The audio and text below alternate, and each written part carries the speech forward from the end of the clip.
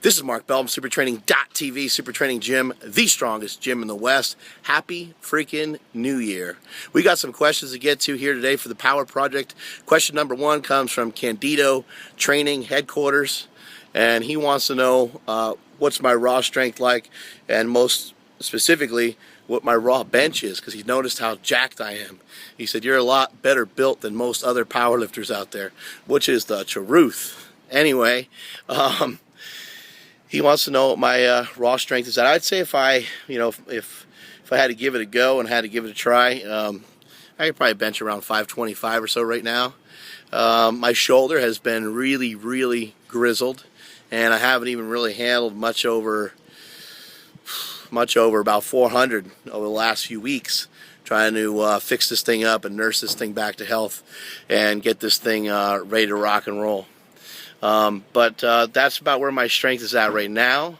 When I was bigger, and around the time I benched 854 at 275 in a competition, I benched 555 for a triple.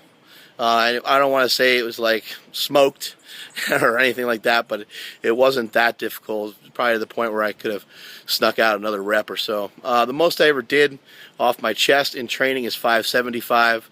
I tried 610, which I thought was 595 or 590 or something like that. I thought it was 590, I think is what it was. And I actually hurt myself doing it. Anytime I try to improve my raw strength, I got hurt.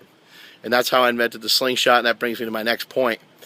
A lot of people are asking me questions about elbow sleeves, knee sleeves, and things of that nature. You can go to my website, howmuchyoubench.net.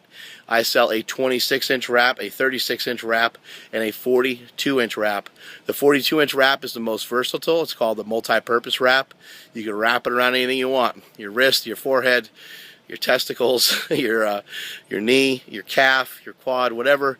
It may not fit around some guys' quads. Some guys' quads might be too big for the Velcro to come back around and attach, but it'll go on just about anything. I have a couple CrossFitters that actually wear it right on their hammy because they had a hamstring injury.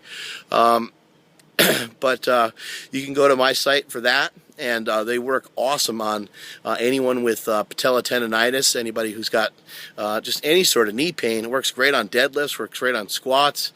You'll see in the videos I use them quite a bit. And then you want to do elbow extensions and things like that.